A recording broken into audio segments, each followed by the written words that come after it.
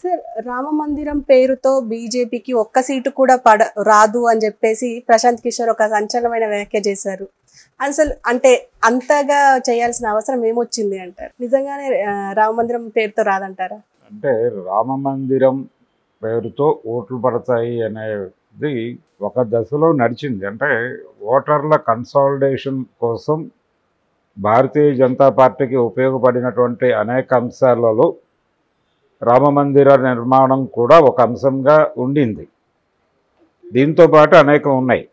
అంటే common civil code, అలాగే కాశ్మీర్ స్వయం ప్రతిపత్తి రద్దు చేస్తాం, ఆర్టికల్ 370 రద్దు, ఇవన్నీ కూడా వాళ్ళు మొదటి నుంచి ప్రచారం చేస్తున్నారు.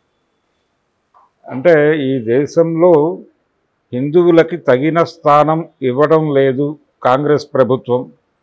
ముఖ్యంగా గాంధీ నెహ్రూలు హిందూ వ్యతిరేకులు అనేటువంటి ప్రొజెక్షన్లో నుంచి భారతీయ జనతా పార్టీ కంటే కూడా ముందు జనసంఘ్ కావచ్చు, జనసంఘ్ కంటే ముందు దశ హిందూ మహాసభ కావచ్చు, ఇవన్నీ అలా ప్రచారం చేసుకుంటూ వచ్చినాయి.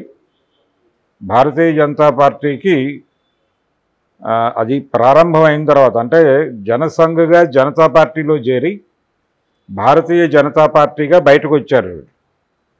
బయటకు వచ్చిన తర్వాత జరిగినటువంటి ఎన్నికల్లో పోటీ చేస్తే వాళ్ళకి కేవలం 2 సీట్లు మాత్రమే వచ్చినాయి. అందులో ఒక సీటు ఆంధ్రప్రదేశ్ నుంచి, అప్పటి ఉమ్మడి ఆంధ్రప్రదేశ్ నుంచి వచ్చింది, ఇక్కడ హన్మకొండ నుంచి.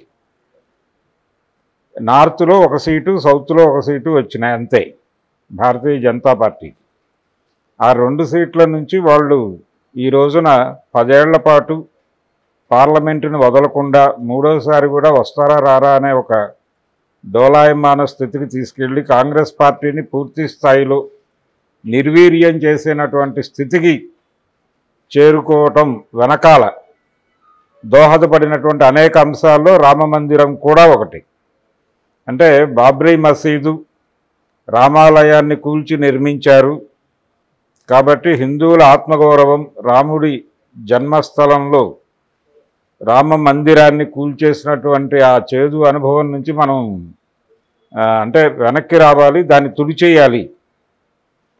ఒక మరక ఏర్పడింది మన చరిత్రలో, మన జీవితాల్లో, కాబట్టి ఆ మరకను తుడిచేసుకోవాలి. బాబర్ ఆ రోజుల్లో రామ మందిరం, నిజానికి బాబర్ కాదు అది కూల్చింది, బాబర్ దగ్గర ఉన్నటువంటి సైన్యాధ్యక్షుడు కూల్చాడు. కాబట్టి దాన్ని మనం కడిగేసుకోవాలి, అందుకని మనం బాబ్రీ మసీదుని కూలదోయాలి, అక్కడ రామ మందిరం నిర్మించాలి అనేది ఒక ప్రోగ్రామ్గా వాళ్ళు టేకప్ చేసి ఒక ప్రోగ్రాం ఇచ్చారు ప్రపంచానికి. కరసేవ అనే పదం అప్పటి వరకు ఎవరికి తెలియదు, శిలాన్యాస్ అనే పదం అప్పటిదాకా ప్రపంచంలో ఎవరికి తెలియదు. ఈ 2 కొత్త పదాలని కనిపెట్టారు, ప్రతి ఊరిని దానిలో ఇన్వాల్వ్ చేశారు. శిలాన్యాస్ అంటే ఏంటంటే ప్రతి ఇంటి నుంచి ఇటుకలు కావాలి, రామ మందిర నిర్మాణానికి మీ ఇంటి నుంచి ఎన్ని ఇటుకలు పంపిస్తారు. ఇలా ఈ ఇటుకలు చేయించడం ద్వారా వాళ్ళు ఒక యాక్టివిటీలోకి వస్తారు. ఈ యాక్టివిటీలోకి వచ్చిన వాళ్ళు యాక్టివిస్టులుగా మారుతారు, వాళ్ళు వచ్చి కమలం గుర్తుకు ఓటేస్తారు. ఇది ప్రోగ్రాం. ఇలా శిలాన్యాస్ చేయించటము, అలాగే అక్కడికి వచ్చి కరసేవ చేయండి అని చెప్పి ఇలా ఒక ప్రోగ్రాం ఇచ్చింది జాతికి భారతీయ జనతా పార్టీ. ఇచ్చిన తర్వాత ఆ మోటివేషన్లో చాలామంది, మనకి మణిరత్నం తీసినటువంటి బొంబాయి సినిమాలో ఈ సన్నివేశం ఉంటుంది. హీరో ఫాదర్, అతను హిందూ, అతను ఫాదరు ఈ శిలాన్యాస్ కోసం ఇటుకలు చేస్తూ ఉంటాడు బట్టీల దగ్గరికి వెళ్ళి, ఆ షాట్ ఉంటుంది దానిలో. ఇలా చాలామంది ఆ ఇటుకలు చేయించి శిలాన్యాస్ కార్యక్రమంలో పాల్గొని రోజు రైళ్లలో పంపించి, గోద్రా ఇన్సిడెంట్లు జరగడానికి కారణం అదే. కరసేవకులు వెళుతున్నారు అయోధ్య, ఆ రోజు ఆ ప్లాట్ఫామ్ మీద, గోద్రా ప్లాట్ఫామ్ మీద హాకర్లకి, అంటే ప్లాట్ఫామ్ మీద ఉన్న వెండర్స్కి వీళ్ళకి మధ్యలో చిన్న ఘర్షణ జరిగి అది చివరికి ఊరు తగలబడే పరిస్థితికి తీసుకెళ్ళింది. అందులో కరసేవకులు చనిపోయారు, అలాగే ముస్లిం వ్యాపారులు చనిపోయారు చాలామంది. అట్లా 2 మతాలకు చెందినటువంటి వాళ్ళు చనిపోయినటువంటి ఒక విచిత్ర సందర్భం జరిగింది. అంటే ఆ లెవెల్లో జనాల మనసుల్లోకి దాన్ని ఎక్కించగలిగారు వీళ్ళు సక్సెస్ఫుల్గా. అందుకని ఇప్పటిదాకా వాళ్ళ గెలుపుకి దోహదపడిన అంశాల్లో రామమందిర నిర్మాణం ఉంటూ వచ్చింది. అయితే మోడీ గారి 10 ఏళ్ల పరిపాలనలో ఇవి ఏవి కూడా ఎమోషనలైజ్ చేసేటువంటి కండిషన్స్లో లేవు. వాళ్ళు ఇప్పటి వరకు ఒక బూచిని చూపించి జనాల్ని యూనిఫై చేస్తున్నారు. ఆ బూచి పేరు ఇస్లాం. ఇస్లాం మతాన్ని బూచిగా చూపించి హిందువులను కన్సాలిడేట్ చేయటం అనేటువంటి ప్రోగ్రాంతో పాటు ఈ కన్సాలిడేషన్ వెనకాల ఇంకొక ప్రోగ్రాం కూడా వాళ్ళు చేస్తున్నారు.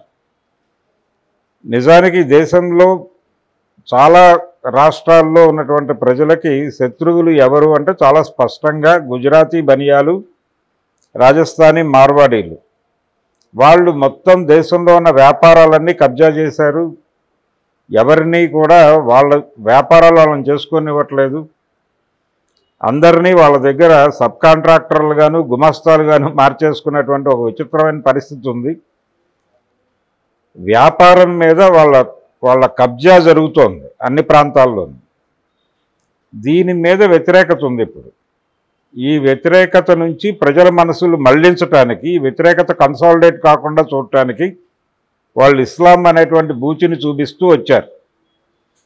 దాంతోపాటు ఈ రామమందిర నిర్మాణాలు, అలాగే ఈ కామన్ సివిల్ కోడ్ని ఎత్తేసాం మేము, హీరోలం, ఇంతకాలం భారతీయులు కలగంటున్నారు, హిందూ సమాజం కలగంటోంది, ముస్లింలకి ప్రత్యేకత మనకి కాదా, వాళ్ళకేమో వాళ్ళ పర్సనల్ లాసా, మనకేమో న్యాయశాస్త్రబద్ధంగా మనం ఉండాలా. నిజానికి హిందూ కోడ్ కూడా ఉంది, న్యాయస్థానాలు దాన్ని కూడా పరిగణనలో తీసుకునే జడ్జిమెంట్లు చెప్తాయి. కానీ వీళ్ళు వాంటెడ్గా వాళ్ళకి పర్సనల్ లా ఉంది అని చెప్పి విపరీతంగా గోల చేశారు. అంటే వేమన గారి పద్యం ఒకటి ఉంటుంది, పదుగురాడు మాట పాడి అయి ధరచల్లు అని. అంటే పదుగురాడితే ఆ మాట నిజంగా మార్కెట్లో నిజంగా స్థిరపడుతుంది అనేది ఆయన ఉద్దేశం.